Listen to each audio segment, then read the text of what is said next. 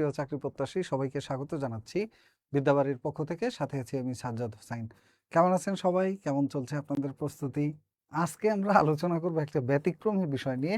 সেটা হলো এনটিআরসিএ তারা গতকালকে একটা সার্কুলার প্রকাশ করেছে এমপিওভুক্ত শিক্ষা প্রতিষ্ঠানের প্রতিষ্ঠান প্রধান, অর্থাৎ আমাদের প্রধান শিক্ষক অথবা সহকারী প্রধান শিক্ষক, অধ্যক্ষ বা উপ অধ্যক্ষ, অধ্যক্ষ উপাধ্যক্ষ অথবা মাদ্রাসার যে সুপার বা সহকারী সুপার অথবা কলেজগুলো, বেসরকারি কলেজগুলোর সহকারী অধ্যাপক পদের জন্য নিয়োগ সার্কুলার প্রকাশিত হয়েছে। এবং এই পদে মোট শূন্য পদের সংখ্যা কত? মোট শূন্য পদের সংখ্যা 13,599টি। তবে প্রথম কথা হলো এই সার্কুলার যারা চাকরিরত আছেন শুধুমাত্র তাদের জন্য, অর্থাৎ যারা বেসরকারি শিক্ষা প্রতিষ্ঠান অর্থাৎ বেসরকারি কলেজ, বেসরকারি স্কুল, এই প্রতিষ্ঠান অথবা বেসরকারি যে মাদ্রাসাগুলো আছে এই প্রতিষ্ঠানগুলোতে কর্মরত আছেন এবং ন্যূনতম অভিজ্ঞতা হলো 10 বছর চাকরির, শুধুমাত্র তাদের জন্য। এবং যারা ইন্ডেক্সধারী শিক্ষক মহোদয়গণ রয়েছেন সম্মানিত, তাদের জন্য, সম্মানিত ইন্ডেক্সধারী শিক্ষক মহোদয় যারা আছেন তাদের জন্য এই লাইভটা খুবই খুবই গুরুত্বপূর্ণ। বিশেষ করে এই 13,559টি পদ, 13,599 না 59টি পদ, এই 13,559টি শূন্য পদে পূর্ণাঙ্গ প্রস্তুতি কিভাবে নেবেন, অর্থাৎ একেবারে আবেদন থেকে শুরু করে কি কি জানতে হবে সবকিছু আমি জানিয়ে দেবো। এই লাইভটা যারা দেখছেন এর মধ্যে অনেকেই আছেন যারা মূলত এখানে আবেদন করতে পারবেন না, কিন্তু তার পরিচিত অনেকে আবেদন করবেন, অথবা অনেকে বেসরকারি শিক্ষা প্রতিষ্ঠানে কর্মরত আছেন, সেই প্রতিষ্ঠানের অনেক সিনিয়র শিক্ষকগণ আবেদন করবেন। সম্ভব হলে লাইভটা তাদের কাছে পৌঁছে দেবেন বা তাদেরকে এ সম্পর্কে জানিয়ে দেবেন। মূলত এখানে সর্বনিম্ন অভিজ্ঞতা চেয়েছে 10 বছরের এবং সর্বোচ্চ 17-18 বছর পর্যন্ত অভিজ্ঞতার প্রয়োজন আছে, অধ্যক্ষ থেকে একেবারে সহকারী প্রধান শিক্ষক পর্যন্ত বিভিন্ন পদের ক্ষেত্রে বিভিন্ন অভিজ্ঞতা A to Z সব নিয়ে আমরা আলোচনা করব। কি কি পড়তে হবে, কোথা থেকে পড়বেন, সোর্স কি, মানে কোথায় এই পড়াগুলো পাওয়া যায়। এর বাইরে কথা হলো এই পড়াগুলোর ক্ষেত্রে কি কি বিষয়গুলো মেনে চলতে হবে, পরীক্ষার নাম্বার কত, পরীক্ষার প্রশ্ন পদ্ধতি কি হবে, A to Z সব নিয়ে আমরা আলোচনা করব। তো চলেন সর্বপ্রথম এই প্রস্তুতি শুরু করার জন্য আপনার এই 13,559টি পদের যে এমপিওভুক্ত শিক্ষা প্রতিষ্ঠানের প্রতিষ্ঠান প্রধান হিসেবে যে নিয়োগ, এই নিয়োগটা সম্পর্কে, এটা 19তম শিক্ষক নিবন্ধনের সার্কুলার না, 19তম শিক্ষক নিবন্ধন সার্কুলারের জন্য তথ্য সংগ্রহ চলছে। তথ্য সংগ্রহ শেষ হয়ে গেলেই ফেব্রুয়ারি মাসের শেষ দিকে হয়তো আপনারা সার্কুলার ওইটাও পেয়ে যাবেন, অথবা মার্চ মাসের শুরুর দিকে আপনারা সার্কুলার পেয়ে যাবেন 19তম শিক্ষক নিবন্ধন। এবং এখানে পদ সংখ্যা প্রায় লাখের কাছাকাছি হবে ইনশাল্লাহ। তো চলেন আজকের যে এটা শুধুমাত্র যারা অভিজ্ঞ এবং যারা ইন্ডেক্সধারী শিক্ষক মহোদয় রয়েছেন, ইন্ডেক্সধারী শিক্ষক মহোদয়ের জন্য। সাথে আছি বরাবরের মতো আমি সাজ্জাদ হোসাইন। আমি বিসিএস শিক্ষা ক্যাডারে কর্মরত আছি এবং এর পূর্বে বাংলাদেশ নির্বাচন কমিশনে নির্বাচন অফিসার হিসেবে কর্মরত ছিলাম এবং বেসরকারি কলেজের প্রভাষক হিসেবে কর্মরত ছিলাম তার পূর্বে, পল্লী সঞ্চয় ব্যাংকে কর্মরত ছিলাম তার পূর্বে। তো চলেন আজকে আমরা শুরু করব এই অংশটা নিয়ে। এবং বিদ্যাবাড়ির সাথে যুক্ত আছি সিনিয়র শিক্ষক হিসেবে এই 4 বছর হলো। তো প্রথম হলো আবেদনের বিস্তারিত। আবেদন শুরু হবে কবে? এই পদগুলোতে আবেদনের শুরু হবে 3রা ফেব্রুয়ারি। এই পদগুলোতে আবেদনের শুরু হলো 3রা ফেব্রুয়ারি 2026 এবং আবেদন শেষ হবে 19 ফেব্রুয়ারি 2026। যদিও সার্কুলারে একটু অসামঞ্জস্য দেখা যায়, ওইখানে লেখা আছে 3রা জানুয়ারি থেকে 19 জানুয়ারি পর্যন্ত, ওইটা ঠিক না। এবং আবেদনের শেষ সময় রাত 11টা 59 পর্যন্ত। তবে টাকা জমা দেওয়ার শেষ তারিখ হলো 20 ফেব্রুয়ারি, অর্থাৎ 3 থেকে 19 ফেব্রুয়ারি পর্যন্ত আবেদন করা যাবে এবং 20 ফেব্রুয়ারি আবেদনের শেষ সময়, আবেদনের টাকা জমা দেওয়ার শেষ সময়। তারপরে আসে নিয়োগ পরীক্ষার নম্বর ও মান বন্টন। এই নিয়োগ পরীক্ষাটা হবে, মোট নম্বর থাকবে 100 এবং মোট 100 নম্বরের এই পরীক্ষাটার মধ্যে লিখিত এমসিকিউ টাইপ, অর্থাৎ গোল্লা ভরাটের পরীক্ষা। লিখিত বলতে কাগজ কলমে লিখিত না, গোল্লা ভরাটের পরীক্ষা। এমসিকিউ টাইপ পরীক্ষা হবে 80 নম্বরের এবং ভাইবা পরীক্ষা হবে 20 নম্বরের। এই 80 এবং 20 নম্বরের যোগফল অনুযায়ী নির্ধারণ করা হবে যোগ্য প্রার্থীদের। এবং এখানে পাস নম্বর থাকবে 40%, অর্থাৎ 80-র মধ্যে 40%, দ্যাট মিনস আপনার 10 মার্কে 4, 20 মার্কে 8, এরকম 32 নাম্বার পাওয়া লাগবে কমপক্ষে 80 নাম্বারের এমসিকিউ পরীক্ষার মধ্যে। এবং 20 নম্বরের যে ভাইবা পরীক্ষাটা হবে, 20 নম্বরের ভাইবা পরীক্ষার মধ্যে নাম্বার পেতে হবে 8। এই দুইটা মিলে 32 আর 8 40, অর্থাৎ 100-র মধ্যে 40, এবং দুইটাই আলাদা আলাদা 8 পাওয়া লাগবে, মানে দুইটা আলাদা আলাদা 40% নাম্বার প্রয়োজন আছে। অর্থাৎ 80-তে আপনি 32 না পেয়ে 40 পেলেন কিন্তু ভাইবা ফেল করলেন, তাতে হবে না, দুইটাতেই আপনার আলাদা করে পাশ করতে হবে, দুইটার পাস মার্ক আলাদা আলাদা। এরপরে যেটা আছে সেটা হলো পাস মার্ক 40%, এবং এখানে প্রিলিমিনারিতেও 40, ভাইবাতেও 40% নাম্বার অবশ্যই তুলতে হবে। এখন প্রিলিমিনারি পরীক্ষা যেটা হবে 80 নম্বরের প্রিলিমিনারি পরীক্ষা, এই পরীক্ষার সময়সীমা হলো 1 ঘন্টা। প্রিলিমিনারি পরীক্ষা যেটা 80 নম্বরের পরীক্ষা, এই পরীক্ষার সময়সীমা হলো 1 ঘন্টা। 1 ঘন্টায় 100 এমসিকিউ, সহজ কথায় বললে 1 ঘন্টায় 100 এমসিকিউ, যার মধ্যে 1 ঘন্টায় যে 100 এমসিকিউ থাকবে, এখানে প্রিলিমিনারি পরীক্ষা সম্পর্কে আমরা বলবো, আগে ভাইবাটা একটু বলে নেই। ভাইবার যে নম্বর, ভাইবা পরীক্ষার জন্য ভাইবা পরীক্ষার নম্বর থাকবে 20, এবং ভাইবা পরীক্ষার এই 20 নম্বরের মধ্যে শিক্ষাগত যোগ্যতা বা আমরা যেটাকে বলি সার্টিফিকেট, এসএসসি, এইচএসসি এবং স্নাতক বা স্নাতকোত্তর, যারা ডিগ্রি করেছেন তাদের জন্য স্নাতকোত্তর সহ, আর যারা অনার্স করেছেন 4 বছর মেয়াদী তাদের জন্য ডিরেক্ট অনার্স, এই সার্টিফিকেটগুলোর জন্য শিক্ষাগত যোগ্যতার সনদে নাম্বার থাকবে হলো 12। আপনার পরিচিত কেউ যদি থাকে তাদেরকে মেনশন করে দিতে পারেন, অথবা এই লাইভটা টাইমলাইনে শেয়ার করা থাকলে তাহলে তারাও এটা দেখে নিতে পারবে, যাদের জন্য প্রয়োজন মূলত এই লাইভটা। এরপরে হলো আমাদের মৌখিক পরীক্ষা। মৌখিক পরীক্ষার নাম্বার হলো 8, অর্থাৎ ভাইবার সার্টিফিকেট অংশে নাম্বার থাকবে 12, এবং উপস্থিতি, প্রশ্নোত্তরের দক্ষতা এবং অন্যান্য দক্ষতা দেখে এটার জন্য নাম্বার থাকবে 8। মোট নাম্বার হলো 12 এবং 8, দুইটা মিলে 20। এই 20 মার্কের মধ্যে 40% মার্ক পেলে পাস, 20-এর মধ্যে 40%, এবং দুইটা কিন্তু আলাদা আলাদা, 12তেও 40% আলাদা, এটা তো 40% আলাদা, এটা বলারই অপেক্ষা রাখেন, এবং এই 8-এর মধ্যে 40% আলাদা, কারণ আমরা দেখেছি গত 18তম শিক্ষক নিবন্ধনে 20,000 প্রার্থী ভাইভায় ফেল করছে, 20,000-এর বেশি প্রার্থীকে ভাইভায় ফেল করানো হয়েছে। কেন 20,000-এর বেশি প্রার্থীকে ভাইভায় ফেল করানো হলো? এর অন্যতম কারণ, 20,000-এর বেশি ভাইভায় ফেল করার অন্যতম একটা কারণ ছিল এই অংশটায় নাম্বার কম তোলা, অর্থাৎ সাধারণ প্রশ্নোত্তর পর্ব যেটা সার্টিফিকেটের নাম্বার ছাড়া, এইটাতে ঝামেলায় করছে যারা, তারা ফেল করেছে অধিকাংশ। প্রিলিমিনারি পরীক্ষা যেটা হবে, আসেন এইটা নিয়ে আমরা কথা বলি। হ্যাঁ, প্রিলিমিনারি পরীক্ষাটা কি? প্রিলিমিনারি পরীক্ষা হলো 80 নম্বরের পরীক্ষা। 80 নম্বরের পরীক্ষার মধ্যে জেনারেল অংশ আছে একটা, জেনারেল অংশ হলো আপনার বাংলা, ইংরেজি, গণিত এবং সাধারণ জ্ঞান, এই 4টা বিষয় থাকবে জেনারেল অংশের প্রথমটা। আর দ্বিতীয়টা হলো টেকনিক্যাল অংশ। টেকনিক্যাল অংশ কি?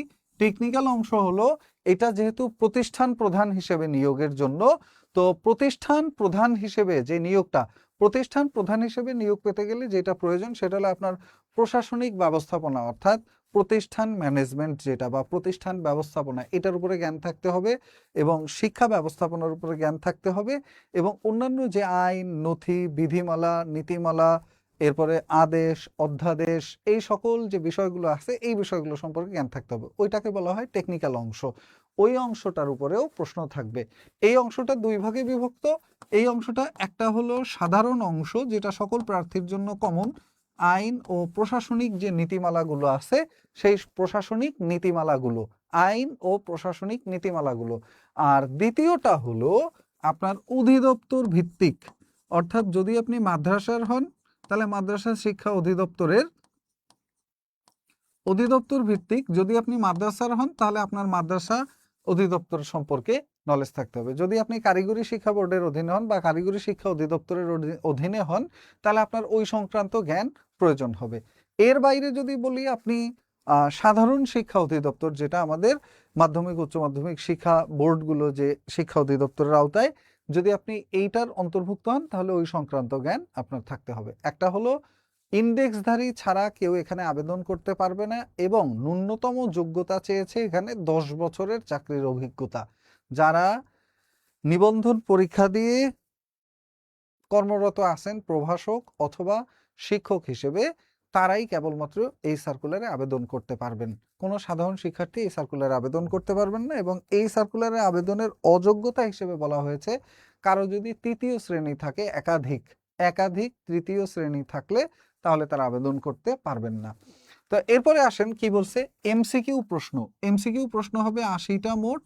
তো 80টা প্রশ্নের প্রত্যেকটা শুদ্ধ উত্তরের জন্য 1 নম্বর, এবং প্রত্যেকটা নেগেটিভ মার্কিং, যেটা যদি একটা প্রশ্নের উত্তর ভুল দেন তাহলে 0.25 কাটা যাবে। 0.25 কাটা যাবে মানে কত? মানে হলো প্রতি 4টা ভুল প্রশ্নের জন্য 1 মার্ক, তো ওই প্রশ্ন ভুল গেলে তো গেছেই, আরো 4টা ভুল প্রশ্নের জন্য 1 মার্ক নেগেটিভ হবে।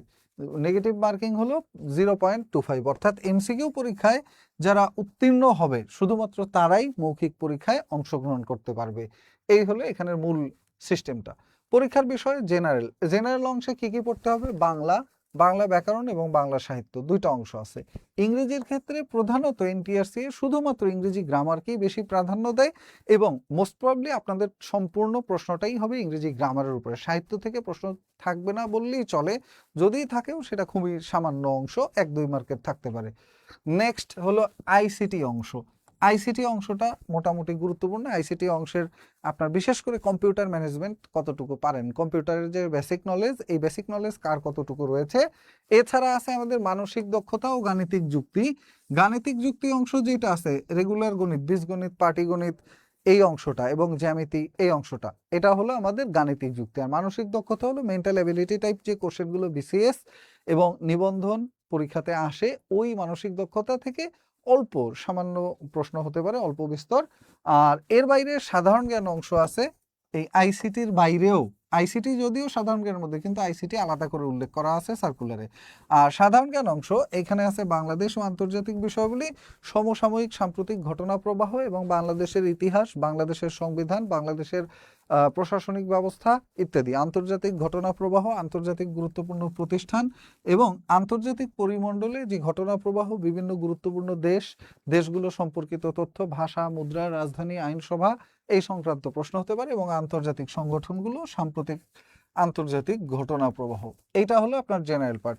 তো যেহেতু 2টা পার্টে ভাগ করা আমাদের এখানে, জেনারেল এবং টেকনিক্যাল, আর নাম্বার মোট 80, তো সেক্ষেত্রে আমরা যেটা দেখি জেনারেলে 4 সাবজেক্টে যদি 15 করে হয়, এটা ওনারা বলেনি, আমার অভিজ্ঞতা থেকে আমার যতটুকু মনে হচ্ছে 4-15 60, এবং টেকনিক্যাল যেটা আমাদের অফিস ম্যানেজমেন্ট এবং অধিদপ্তর সংক্রান্ত তথ্য, এইখানে নাম্বার থাকতে পারে 20।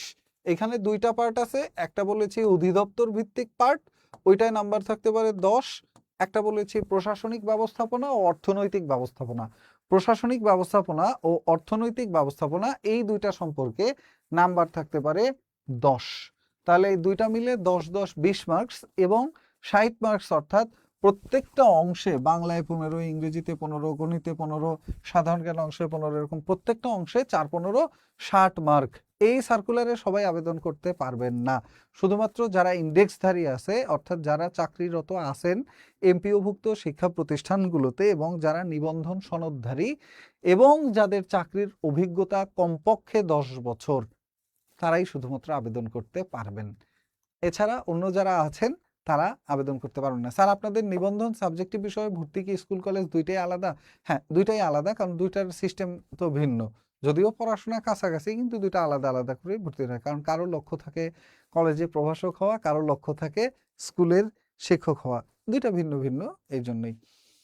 তো আরেকটা জিনিস আমরা যেটা বলছিলাম, এইভাবে নাম্বার বন্টনটা হতে পারে 4টা সাবজেক্টের জন্য 4-15-60 নাম্বার, এবং অফিস ম্যানেজমেন্ট অর্থাৎ প্রশাসনিক ব্যবস্থাপনা, অর্থনৈতিক ব্যবস্থাপনায় 10 নাম্বার, এবং বাকি 10 নাম্বার যেটা থাকবে, বাকি 10 নাম্বার থাকবে হলো আমাদের অধিদপ্তর ভিত্তিক তথ্য, সাধারণ শিক্ষা অধিদপ্তর যেটা, অথবা কারিগরি শিক্ষা অধিদপ্তর যেটা, অথবা মাদ্রাসা শিক্ষা অধিদপ্তর যেটা, আপনি যে অধিদপ্তরের হন আপনার জন্য ওই অধিদপ্তর সংক্রান্ত প্রশ্ন করা হবে। তো এখন আসেন পরীক্ষার বিষয় টেকনিক্যাল। টেকনিক্যাল অংশে কি কি থাকে একটু আবারও বলি। টেকনিক্যাল অংশে সাধারণ পার্ট একটা হলো অধিদপ্তর ভিত্তিক পার্ট বা অধিদপ্তর ভিত্তিক অংশ। সাধারণ অংশ যেটা আছে, এখানে আছে প্রশাসনিক ব্যবস্থাপনা, আইন, বিধি, প্রবিধি বা উপবিধি, এরপরে হলো নীতিমালা, এরপরে হলো পরিপত্র, এছাড়া আছে আদেশ, বিভিন্ন আদেশ, এই আদেশগুলো কি, কিভাবে এগুলো জারি করা হয়, এগুলোর নিয়ম নীতি কি, না মানলে কি হয়, এগুলোর ক্ষেত্রে কি শাস্তির ব্যবস্থা আছে, এই প্রশাসনিক ব্যবস্থাপনা অর্থাৎ আমাদের আইন বিধি প্রবিধি নীতিমালা পরিপত্র আদেশ এই সম্পর্কে জানতে হবে। আর এর বাইরে আছে আর্থিক ব্যবস্থাপনা, একটা প্রতিষ্ঠানের টাকা কে খরচ করতে পারে, কিভাবে খরচ করতে পারে, কতটুকু খরচ করতে পারে, এবং এইগুলো সম্পর্কে বিস্তারিত যা যা আছে। এই সার্কুলারটা নাকি হয়নি, ফেক, এখানে আবেদনের, আরে না ওইটা ভুল করছে, প্রিন্টিং মিস্টেক। ফিলোসফি কলেজ পর্যায়ে বই বের হয়েছে কি বাজারে আমি জানি না, বোধহয় এখন পর্যন্ত ওই অর্থে তেমন ভালো কোনো বই পাওয়া যাবে না। সাধারণ জ্ঞান থাকবে নাকি সাধারণ বিজ্ঞান থাকবে? অবশ্যই সাধারণ জ্ঞান থাকবে। সাধারণ বিজ্ঞান আপনাকে একজন নিবন্ধন প্রার্থীর জন্য, যেটা আমাদের এমসিকিউ টাইপ পরীক্ষা 100 নাম্বারের জেনারেল অংশ, এইখানে 25 মার্কের সাধারণ জ্ঞান থাকে। তো এখন 25 মার্কের 25টা বিজ্ঞানের প্রশ্ন আপনাকে করবে? বিসিএস এও তো 25টা বিজ্ঞানের প্রশ্ন করে না। এই ধরনের কথাবার্তা যারা বলে এরা উদ্ভট, জানে না, আন্দাজি গুন্দাজি কথাবার্তা বলে। সাধারণ জ্ঞান মানে সাধারণ জ্ঞানে বাংলাদেশ, আন্তর্জাতিক, বিজ্ঞান, কম্পিউটার সব মিলে, শুধু বিজ্ঞান থেকে প্রশ্ন আসবে এরকম না।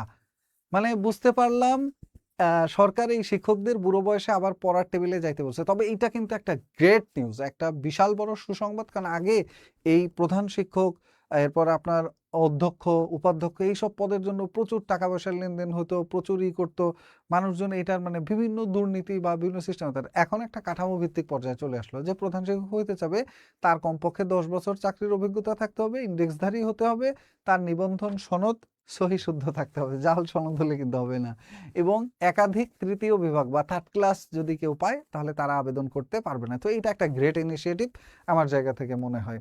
এরপর আসেন অধিদপ্তর অনুসারে উল্লিখিত বিষয়গুলো অধিদপ্তর ভিত্তিক অংশের মধ্যে আছে।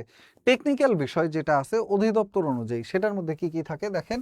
মাধ্যমিক ও উচ্চ শিক্ষা অধিদপ্তর, অর্থাৎ যারা সাধারণ শিক্ষা অধিদপ্তরের অধীনে থাকবেন, মাধ্যমিক উচ্চ মাধ্যমিক শিক্ষা বোর্ডগুলো যেগুলো, এইখানে আছে সাধারণ শিক্ষা ব্যবস্থাপনা, এখানে আছে সাধারণ শিক্ষা ব্যবস্থাপনা।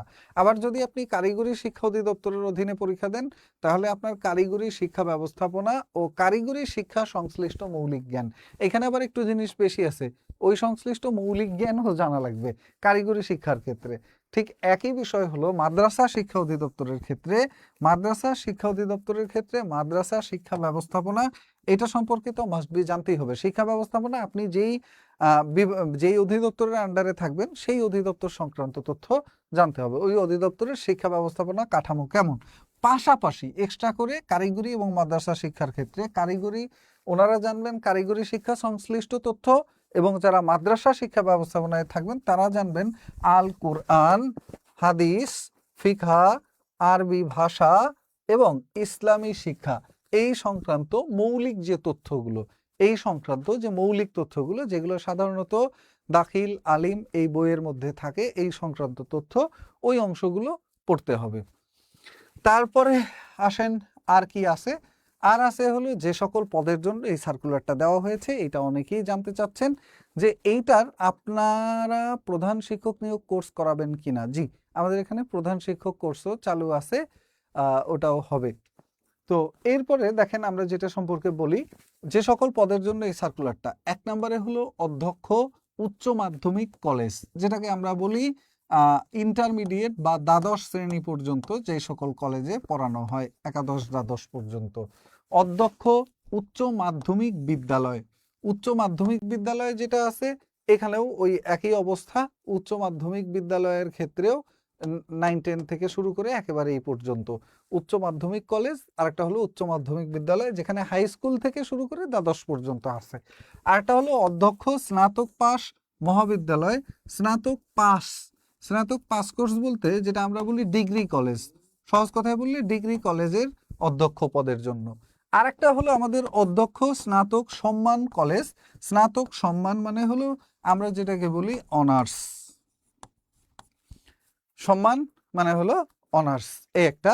এরপরে যেটা আছে উপাধ্যক্ষ স্নাতক কলেজ, যেটা পাস অথবা স্নাতক সম্মান কলেজ, যেটাকে আমরা বলি ডিগ্রি কলেজ অথবা যেটা অনার্স কলেজ, সবগুলো কলেজের ক্ষেত্রে সেম।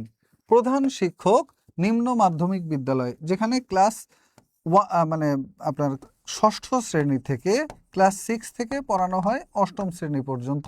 এটা হলো নিম্ন মাধ্যমিক বিদ্যালয়। এদের জন্য প্রধান শিক্ষক নিয়োগ। প্রধান শিক্ষক মাধ্যমিক বিদ্যালয়, যে বিদ্যালয়গুলোতে ষষ্ঠ থেকে দশম শ্রেণী পর্যন্ত অর্থাৎ মেট্রিক পাস পর্যন্ত পড়ানো হয়, সেইগুলোর ক্ষেত্রে প্রধান শিক্ষক। এরপরে আরো নিয়োগ দেওয়া হবে সহকারী অধ্যাপক পদে। সহকারী অধ্যাপক পদে এটা হলো যাদের চাকরির অভিজ্ঞতা হয়েছে তাদের একটা প্রমোশন। অর্থাৎ প্রমোশনের ক্ষেত্রে আগে সুনির্দিষ্ট কোনো কাঠামো ছিল না, এখন প্রমোশনের পরীক্ষা এই সহকারী অধ্যাপক পদে। এক্ষেত্রেও চাকরির অভিজ্ঞতা কমপক্ষে 10 বছর চাওয়া হয়েছে। চাকরির অভিজ্ঞতা পূরণ হলে তারপরে এই পদের জন্য আবেদন করতে পারবেন এবং এই 80 মার্কের লিখিত এবং 20 মার্কের ভাইভা পরীক্ষা দিয়ে উত্তীর্ণ হলে তারপরেই কেবলমাত্র আপনি পরীক্ষাটা দিতে পারবেন এবং চূড়ান্তভাবে সুপারিশপ্রাপ্ত হবেন। সহকারী প্রধান শিক্ষক মাধ্যমিক বিদ্যালয়। সহকারী প্রধান শিক্ষক মাধ্যমিক বিদ্যালয় যেটা আছে, মাধ্যমিক বিদ্যালয়গুলোর সহকারী প্রধান শিক্ষক, সেটা নিম্ন মাধ্যমিক হোক, মাধ্যমিক হোক বা উচ্চ মাধ্যমিক হোক, সবগুলোরই সহকারী প্রধান শিক্ষক যেটা আছে, এই কয়টা পদের জন্য এই সার্কুলারটা প্রকাশিত হয়েছে। এরপরে যেটা সম্পর্কে আমরা বলবো সেটা হলো পদ অনুযায়ী যোগ্যতার বিস্তারিত। পদ অনুযায়ী যোগ্যতার বিস্তারিত কি দেখেন, পদ অনুযায়ী যোগ্যতার বিস্তারিত একটা হলো আমাদের শিক্ষাগত যোগ্যতা। শিক্ষাগত যোগ্যতা কি লাগবে, 2 নম্বরে অভিজ্ঞতা কতটুকু লাগবে, 3 নম্বরে নিবন্ধন সনদ অবশ্যই থাকতে হবে। তো এটার ক্ষেত্রে বলি শিক্ষাগত যোগ্যতা চেয়েছে 1 নম্বরে কমপক্ষে অনার্স পাশ করতে হবে।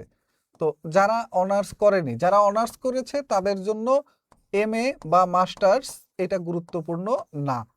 কিন্তু যারা ডিগ্রি করেছে অর্থাৎ 3 বছর মেয়াদি, যেটাকে আমরা বলি 3 বছর মেয়াদি স্নাতক, তাদের জন্য এমএ পাশ করা গুরুত্বপূর্ণ বা মাস্টার্স তাদের জন্য গুরুত্বপূর্ণ।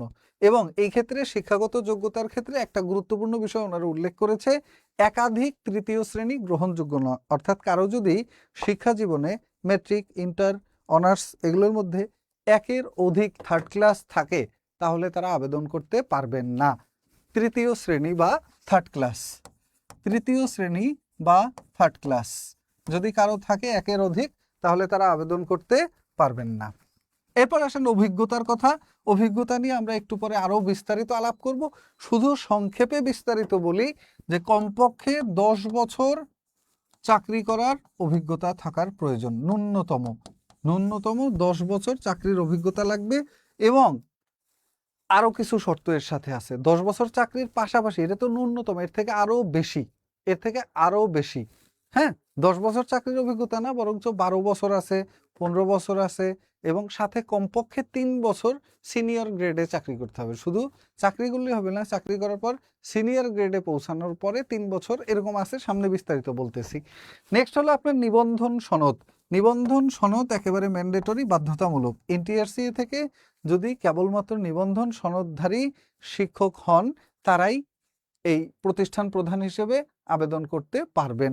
আর অন্যদিকে নিবন্ধন সনদের ক্ষেত্রে আর একটা ব্যাপার, যে নিবন্ধন সনদের পাশাপাশি যেটা লাগবে সেটা হলো ইনডেস্ক। অর্থাৎ ইনডেক্স তাদেরই হয় যাদের নিবন্ধন সনদ আছে এবং চাকরি পাওয়ার পরে যারা একটা নাম্বার, আইডি নাম্বার পেয়েছে, ওইটাই হলো ইনডেক্স নাম্বার। তো এখন আসেন অভিজ্ঞতার কথা কি বলা হয়েছে, একটা একটা করে প্রত্যেকটা পদ আমরা দেখব। প্রথমে অভিজ্ঞতার কথা বলা হয়েছে অধ্যক্ষ উচ্চ মাধ্যমিক কলেজ। অধ্যক্ষ উচ্চ মাধ্যমিক কলেজ, যোগ্যতা 4 বছরের অনার্স অথবা 3 বছরের ডিগ্রি সহ 2 বছরের মাস্টার্স। ওই যেটা বললাম, যদি কারো 4 বছরের অনার্স থাকে তাহলে এতেও চলবে, আর না থাকলে যদি কেউ ডিগ্রি করে তাহলে তার ক্ষেত্রে ডিগ্রি লাগবে 3 বছরের সাথে 2 বছরের মাস্টার্স। ডিগ্রির ক্ষেত্রে 2 বছরের মাস্টার্স সাথে প্রয়োজন হবে। অভিজ্ঞতা কি, ন্যূনতম 3 থেকে 12 বছরের অভিজ্ঞতা লাগবে। 3 থেকে 12 বছরের অভিজ্ঞতা মানে এটার একটু বিস্তারিত বলি খোলাসা, নাহলে আবার বুঝতে পারবেন না। 3 থেকে 12 বছর বলতে বোঝায় কমপক্ষে, 3 থেকে 12 বছর বলতে বোঝায় আপনার কমপক্ষে 3 বছর সিনিয়র গ্রেডে চাকরি করা লাগবে। এটা হলো আমাদের অধ্যক্ষ পদটা না, এটা সম্পর্কে আর একটু বিস্তারিত বুঝায় বলি। এখানে লেখা আছে কি সার্কুলারে, সেটা আপনাদেরকে পড়ে শোনাই। এখানে বলা আছে উচ্চ মাধ্যমিক বিদ্যালয়ের অধ্যক্ষ বা উচ্চ মাধ্যমিক কলেজের অধ্যক্ষ বা ডিগ্রি কলেজের উপাধ্যক্ষ পদে এমপিও ভুক্ত হিসেবে কর্মরত থাকতে হবে। অর্থাৎ এমপিও ভুক্ত পদে আগে থেকে কর্মরত এরকম লোকজন অথবা এমপিওভুক্ত হিসেবে ডিগ্রি কলেজে সহকারী অধ্যাপক পদে ন্যূনতম 3 বছরের অভিজ্ঞতা সহ মোট 12 বছরের অভিজ্ঞতা লাগবে। অর্থাৎ 3 বছর আপনি কমপক্ষে 3 বছর সহকারী অধ্যাপক পদে কর্মরত থাকা লাগবে। সহকারী অধ্যাপক পদে প্রমোশন পেয়েছে এরকম ব্যক্তি, সাথে হলো চাকরির বয়স 12 বছরের বেশি হওয়া লাগবে।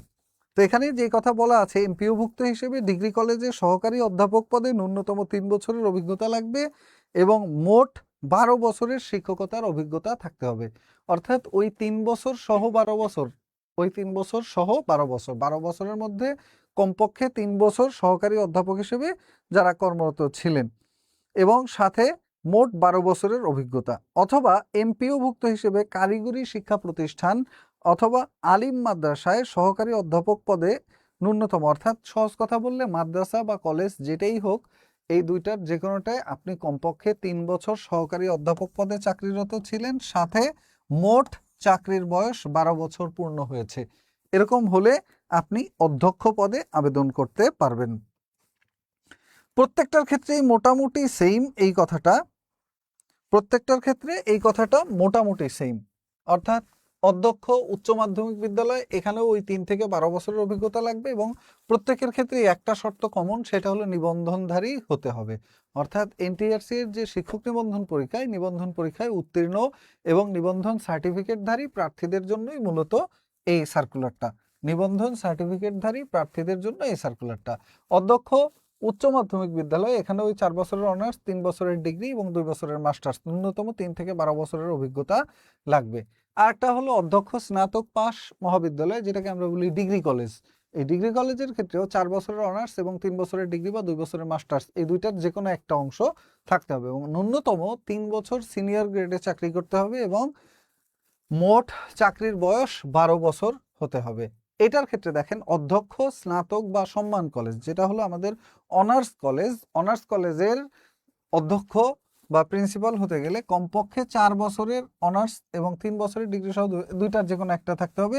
ন্যূনতম 3 বছর সিনিয়র গ্রেডে চাকরি করতে হবে, অর্থাৎ সহকারী অধ্যাপক পদে চাকরিরত আছে কমপক্ষে 3 বছর, সহকারী অধ্যাপক পদে চাকরিরত আছে কমপক্ষে 3 বছর এবং 15 বছরের অভিজ্ঞতা থাকতে হবে। 3 থেকে 15 বছরের অভিজ্ঞতা মানে হলো 15 বছর পর্যন্ত চাকরিরত থাকতে হবে, তারপরে আপনি এই পদে আবেদন করতে পারবেন। যারা অলরেডি 15 বছর চাকরি করে ফেলেছেন তাদের জন্য এইটায় আবেদন করার সুযোগ রয়েছে।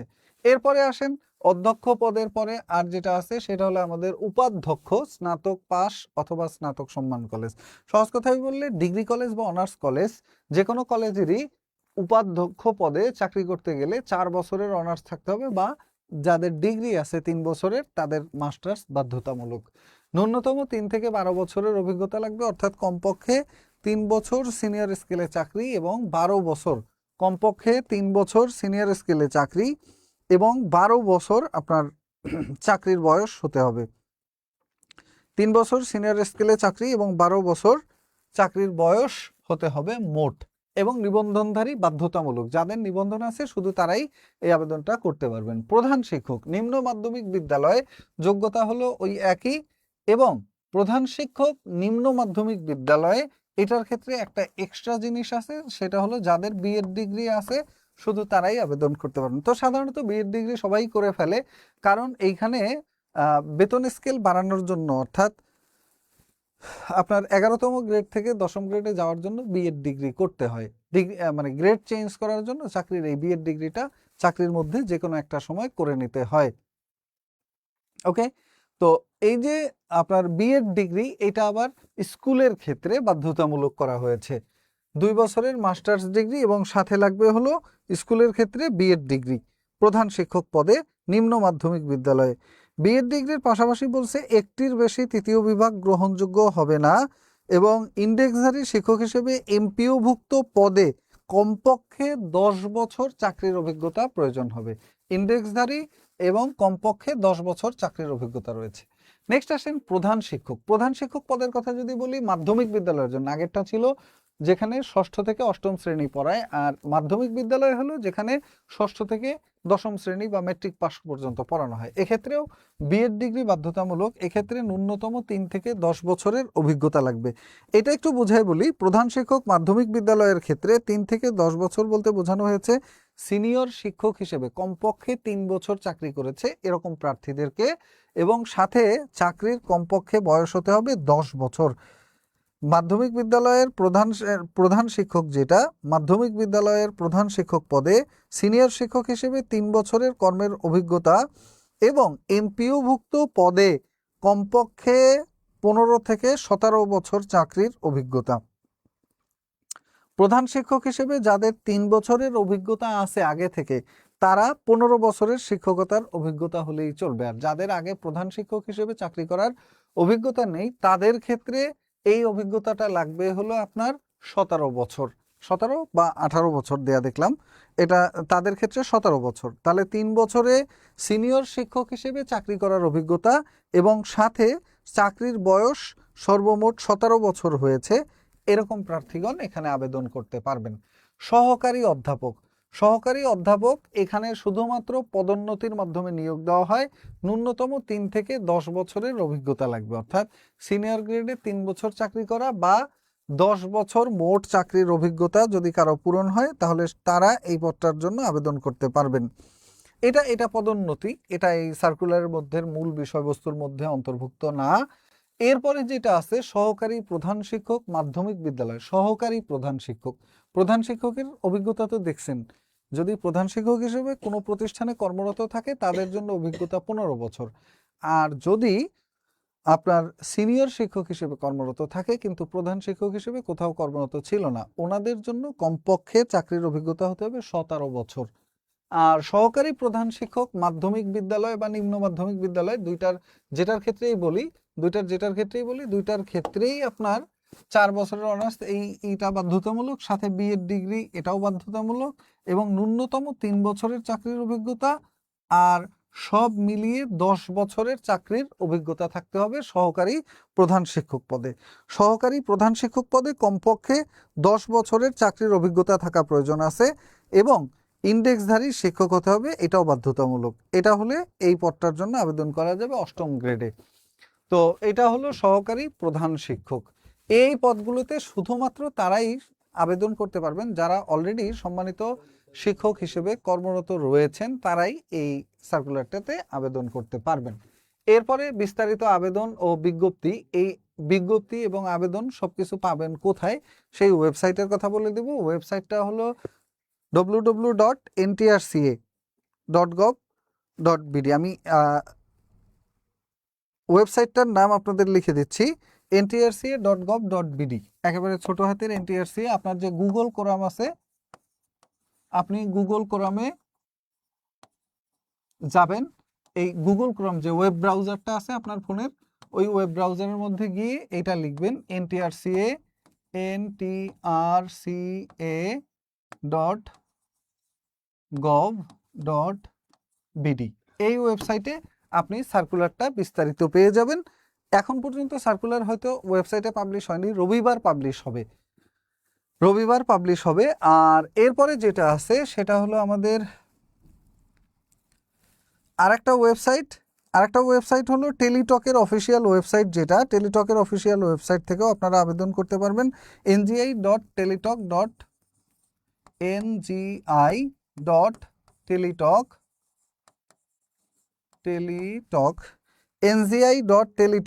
এই ওয়েবসাইটে .com.bd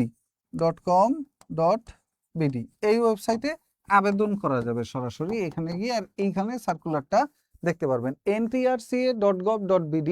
এখানে গিয়ে আপনি আবেদন করতে পারবেন এবং আবেদনের সার্কুলারটাও পাবেন। আর এটা হলো মূল আবেদনের ওয়েবসাইট, টেলিটকের যে ওয়েবসাইট, এটার মাধ্যমে আপনি আবেদন করতে পারবেন। এই আবেদনের পরে শিক্ষক নিবন্ধনে ব্যবস্থাপনা বিষয়ে কোর্স আছে কি? আছে। আমাদের শিক্ষক নিবন্ধনে যারা সহকারী শিক্ষক বা শিক্ষক হিসেবে নিয়োগ পেতে চান, বা আমার সহকারী মৌলভী হিসেবে নিয়োগ পেতে চান, বা জুনিয়র মৌলভী হিসেবে নিয়োগ পেতে চান, এটার জন্য আমাদের স্কুল পর্যায়ে 2 এবং কলেজ পর্যায়ে প্রত্যেকটা পর্যায়েরই আলাদা আলাদা করে কোর্স আছে। কোন কোন সাবজেক্ট চালু আছে, কোন কোন কোর্স চালু আছে, এগুলো সম্পর্কে বিস্তারিত জানতে আপনারা আমাদের বিদ্যাবাড়ি.com, BIDDA বিদ্যা BARI বিদ্যাবাড়ি.com এই ওয়েবসাইটে সার্চ দিলেই আমাদের সম্পর্কে আপনারা বিস্তারিত জানতে পারবেন, কোন কোন সাবজেক্টে চালু আছে, কি আছে, কেমন কোর্স ফি ইত্যাদি সবকিছুই বিস্তারিত। ওকে স্যার, এখানে কি সকল চাকরি প্রত্যাশী? না, সকল চাকরি প্রত্যাশীদের জন্য না, এই সার্কুলারটা শুধুমাত্র যারা কর্মরত আছেন তাদের জন্য। আমাদের শিক্ষক নিবন্ধনের জন্য 19তম শিক্ষক নিবন্ধনে যদি কেউ আবেদন করতে চায়, আমাদের এখান থেকে আলহামদুলিল্লাহ অনেক পরিমাণ শিক্ষকরা এখন বর্তমানে কর্মরত আছেন 18তম এবং 17তম নিবন্ধন থেকে। আপনারা জানেন যে 18 এবং 17তম নিবন্ধন থেকে আমাদের এই নিবন্ধনের কোর্সগুলো শুরু হয়েছে। তো 19তম শিক্ষক নিবন্ধনের জন্য আমাদের প্রিলি গোল্ড লাইভ ব্যাচ 2 ভর্তি চলছে 5,000 টাকার পরিবর্তে 2150 টাকা।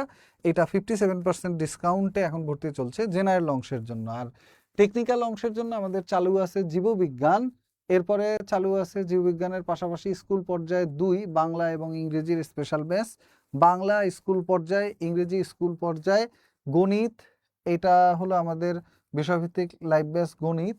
এরপরে হলো চালু আছে আমাদের তথ্য যোগাযোগ প্রযুক্তি, এরপরে চালু আছে সামাজিক বিজ্ঞান জুনিয়র মৌলভীর কোর্স, এরপরে চালু আছে সহকারী মৌলভী ভৌত বিজ্ঞান, ব্যবসায় শিক্ষা, ইসলাম শিক্ষা, কৃষি শিক্ষা, এরপরে বাংলা, দর্শন, ইংরেজি, এরপরে চালু আছে দর্শন ইংরেজির পরে গণিত, আরবি, তথ্য যোগাযোগ প্রযুক্তি, উদ্ভিদবিদ্যা, এরপরে চালু আছে প্রাণীবিদ্যা, পদার্থবিজ্ঞান, রসায়ন, রাষ্ট্রবিজ্ঞান, এরপরে চালু আছে আমাদের অর্থনীতি, ইসলামের ইতিহাস ও সংস্কৃতি, ব্যবস্থাপনা, হিসাব বিজ্ঞান, এরপরে চালু আছে আমাদের ইসলাম শিক্ষা, কৃষি শিক্ষা, ভূগোল, পরিবেশ, সমাজবিজ্ঞান, সমাজকর্ম বা সমাজ কল্যাণ, ইতিহাস, ফিন্যান্স ও ব্যাংকিং, এবং চালু আছে আমাদের মার্কেটিং। আর প্রধান শিক্ষক বা অধ্যক্ষ বা সহকারী প্রধান শিক্ষক বা উপাধ্যক্ষ বা মাদ্রাসার সুপার বা মাদ্রাসার সহকারী সুপার, এই পদগুলোর প্রস্তুতির জন্য আমাদের প্রস্তুতির কোনো গাইডলাইনমূলক ক্লাস হবে কিনা বা কোনো বিষয় হবে কিনা সেটা জানার জন্য আমাদের সাথে যুক্ত থাকুন। এবং বিশেষ করে আপনাদের যে টেকনিক্যাল অংশটা আছে, প্রশাসনিক ব্যবস্থাপনা বা অফিস ম্যানেজমেন্ট, যেটা এইটার পাশাপাশি আমাদের যে আর্থিক ব্যবস্থাপনা এবং আমাদের অধিদপ্তর ভিত্তিক যে সকল প্রশ্ন হতে পারে, এইগুলোরও পূর্ণাঙ্গ গাইডলাইন, এবং জেনারেল অংশ বাংলা, ইংরেজি, গণিত, এইটারও পূর্ণাঙ্গ গাইডলাইন, সবকিছু মিলিয়ে একটা পূর্ণাঙ্গ গাইডলাইনের ফ্রি সেমিনার, সম্পূর্ণ ফ্রিতে প্রত্যেকটা সাবজেক্ট সম্পর্কে আলাদা আলাদা করে জানানো এবং এই সাবজেক্টের টপিকগুলো সম্পর্কে বিস্তারিত বলার জন্য আলাদা করে আমরা একটা জুম সেশনের আয়োজন করব ইনশাল্লাহ। সম্মানিত প্রধান শিক্ষকগণ বা সম্মানিত অধ্যক্ষ বা উপাধ্যক্ষ পদের প্রার্থীগণ ওইখানে জয়েন করলে আরও বিস্তারিত জানতে পারবেন এই পদের জন্য আসলে কি কি পড়তে হবে, কোথা থেকে পড়বেন এবং এই বইগুলো কিভাবে কালেক্ট করবেন। তো আজকের মতো এতটুকুই। আরও বিস্তারিত যে কোনো তথ্য জানতে চাইলে আমাদের যে হেল্পলাইন নাম্বার 09644333300, এই নাম্বারে যোগাযোগ করলে ওনারা আপনাদেরকে বিস্তারিত বলে দেবেন। এছাড়াও আপনারা ভিজিট করতে পারেন আমাদের ওয়েবসাইট www.bidyabari.com। এই ওয়েবসাইটে ভিজিট করলে আপনি আমাদের সম্পর্কে বিস্তারিত জানতে পারবেন। তো ধন্যবাদ সবাইকে সাথে থাকার জন্য। দেখা হবে আবারও অন্য কোনো সময় অন্য কোনো সেশনে। সেই পর্যন্ত অনেক অনেক শুভকামনা রইল। আল্লাহ হাফেজ।